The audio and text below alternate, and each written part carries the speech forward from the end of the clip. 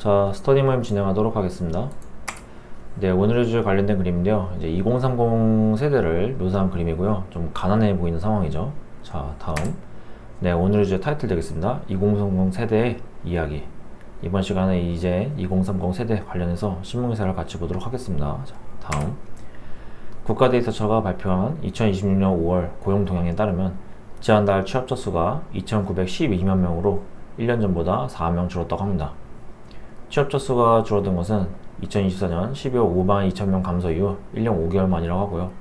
청년층 고용 부진이 심화되고 있는데 15에서 29세 청년층 취업자는 전년보다 25만 5천 명 줄어서 43개월 연속 감소세를 이어갔다고 합니다. 감소폭은 2021년 1월 31만 4천 명 이후 5년 4개월 만에 가장 큰 것으로 집계가 되었다고 하네요. 다음. 청년 취업자 감소폭은 갈수록 확대가 되고 있다고 하고요. 이제 올해 들어서 청년층 취업자 수가 1월 15만 명 감소한 뒤 이어서 2월 13만 6천 명, 3월 13만 7천 명 줄었다고 합니다. 4월에는 19만 4천 명으로 확대가 되었고 5월에는 25만 5천 명까지 커졌다고 하네요. 청년층 고용률은 43.8%로 전년보다 2.4%포인트 떨어졌고 2021년 1월 2.9%포인트 하락 이후 가장 큰 낙폭을 기록했다고 합니다. 다음.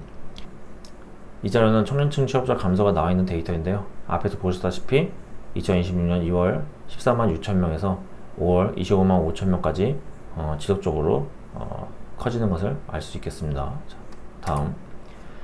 청년층은 인구 감소폭보다 취업자 감소폭이 더 크게 나타나고 있고 비년준 국가데이터처 사회통계국장에 따르면 최근 기업들이 공개 채용보다 수시 경력 채용을 선호하면서 청년 취업이 지연된 영향이 있다라고 분석을 했습니다. 한국은행은 집값 상승으로 자산 형성의 문턱이 높아진 데다 소득 격차가 동시에 커지면서 청년층의 경제 어려움이 확대되고 있다 이렇게 또 분석을 했다고 하고요. 북 이슈노트 우리 경제 가계 양극화의 실태와 파급 영향 보고서를 통해서 순자산과 소득이 모두 하위 20%에 속하는 가구 중 20대 30대 청년층 비중이 2020년 7.9%에서 2025년 15.2%로 2배 가까이 높아졌다 이렇게 밝혔다고 합니다. 자, 다음. 집값 상승세가 소득 증가 속도를 웃돌면서 청년층이 근로소득만으로 자산을 형성하기 어려워졌다 이렇게 또 언급이 되고 있고요. 인공지능 기술 확산이 소득 격차를 키울 수 있는 요인으로 또 지목이 됐다고 합니다. AI가 저소득층과 경력이 짧은 청년층의 업무를 대체할 가능성이 높아 이들의 소득 기반이 이제 약해질 수 있다 이렇게 분석을 했다고 하네요. 소비 성향이 높은 청년 가계의 경제 활동 여력이 줄어들면 경제 전반의 내수 활력도 떨어질 수 있다 이렇게 한은은 또 지적했다고 합니다. 이재호 한은 조사국 차장은 과거에는 정규직, 비정규직 등 고용 형태에 따라 주로 나타나던 임금 격차가 이제는 산업 간에 부각되는 점이 최근 소득 양극화의 특징이다 이렇게 설명을 했다고 합니다. 자, 다음. 이제 국가데이터처가 발표한 2026년 5월 고용 동향에 따르면 취업자 수가 1년 전보다 4명 줄었다. 취업자 수가 줄어든 건 1년 5개월 만이다. 관련해서 자료 보도록 하겠습니다. 다음. 관계부처 합동 보도 참고 자료를 가져온 거고요. 여기 밑에 하이라이트 친 부분 좀 보시면은 취업자 수는 전년 대비 4만 명 감소해 24년 12월 이후 17개월 만에 처음으로 감소 전환했다라고 나와 있다는 것을 아실 수 있겠습니다. 다음. 자, 이제 북 이슈노트 우리 경제 가계 양극화의 실태와 파급 영향 보고서를 보도록 하겠습니다. 다음. 네, 여기 보시면은 이제 한국은행에서 나와 있는 보고서인데요. 인터넷에서 다운받아서 보실 수 있겠습니다. 일단 이 보고서 관련된 부분은 그냥 좀 읽도록 하겠습니다. 일단 하이라이트 친 부분은 이 같은 복합 양극화로 순자산 소득 모두 일본인 가구 중 청년층 20대에서 30대 비중이 20년 7.9%에서 25년 15.2%로 크게 증가한 등 무주택 청년층의 경제내 위상이 나아지고 있는 실정이다. 다음. 부동산 가격 상승이 우리나라 자산 양극화의 주요 원인이다. 2012년 이후 완만한 오름세를 보이던 주택 매매 가격은 팬데믹 기간 중 급등하였으며 일시적인 조정을 거친 후 최근 다시 수도권을 중심으로 상승세를 이어가고 있다. 순자산 진입개수 변동을 요인별로 나누어 보면 이러한 부동산 가격의 변화가 자산 격차의 움직임을 설명하는 핵심 기제로 나타난다. 베이지안 VAR 모형을 통한 실증 분석 결과는 부동산 가격 상승 충격의 영향이 단기에 그치지 않고 장기간에 걸쳐 자산 양극화를 심화시킬 수 있음을 보여준다. 다음, 이러한 부동산 가격 상승으로 가계 부동산 보유별, 지역별, 세대별 자산 격차가 확대되었다. 부동산 보유 가구와 미보유 가구 간의 실질 순자산 격차가 부동산 가격 변화와 유사한 패턴을 보이며 확대된 가운데 지역별 주택가격 편차로 지역 간 자산 격차도 심화되었다. 주목할 점은 생애주기상 주택 취득 시점의 차이로 인해 부동산을 주로 보유한 세대와 경제활동 초기에 있어 부동산을 보유하지 못한 세대 간 자산 불평등이 두드러지게 나타나고 있다는 것이다. 다음, 주택 보유가 고령층에 집중된 데다 고령층 내에서의 자산 격차도 크다는 점은 이러한 자산 양극화를 구조화시키는 요인이 된다. 앞서 살펴본 대로 세대 간 자산 격차가 커진 상황에서 고령화까지 빠르게 진행됨에 따라 고차 사는 계층 내 60대 이상의 비중이 빠르게 늘어나고 전체 순자산 중 고령층이 차지하는 비중이 급증하는 자산의 고령화가 나타나고 있다.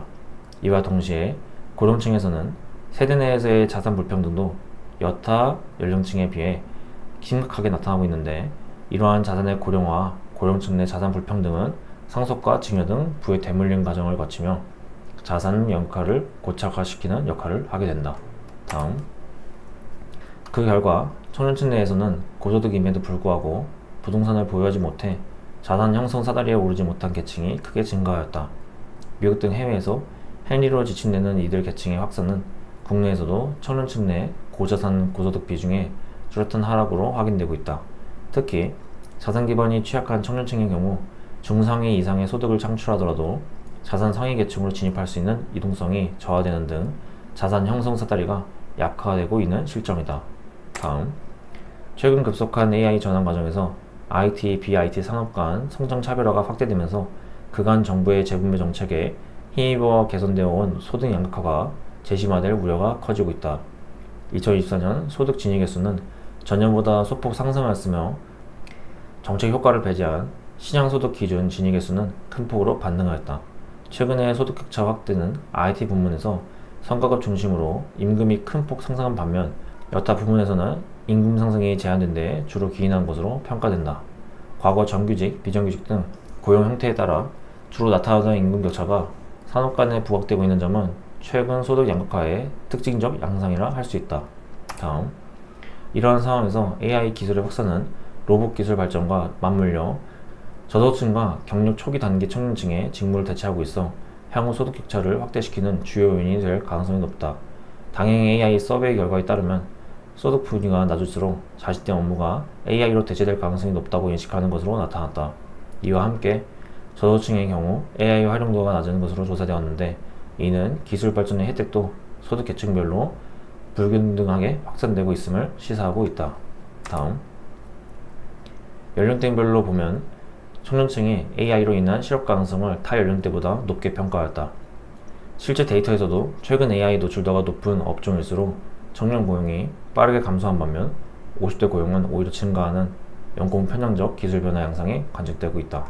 다음, AI 확산의 수혜가 일부 계층에 집중되면서 나타나는 소득 양극화는 기존의 자산 양극화를 더욱 공고화하는 기제로 적용한다.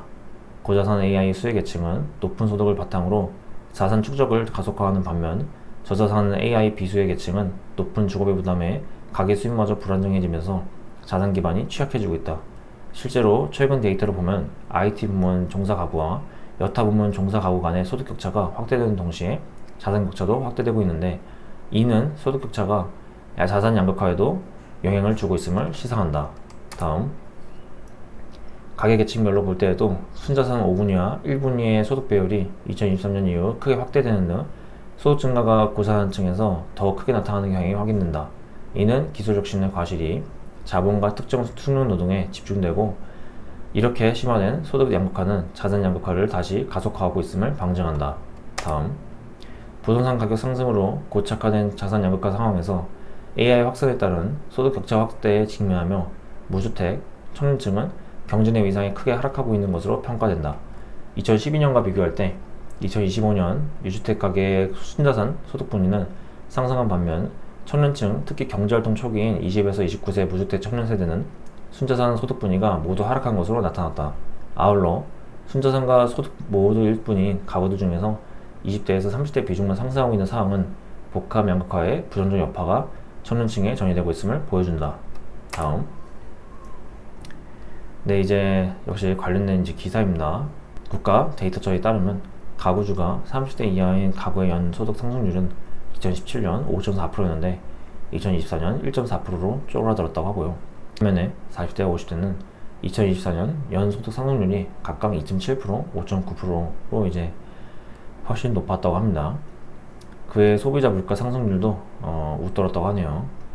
20대, 30대는 취업난이 심하고 양질의 일자리를 구하지 못해서 소득 상승률이 낮은데 40대, 50대 상당수는 고성장 시대에 정기적으로 입사를 해서 임금이 오르는 연공 서열형 임금 구조의 혜택까지 누리는 경우가 많다, 이렇게 언급이 되고 있습니다.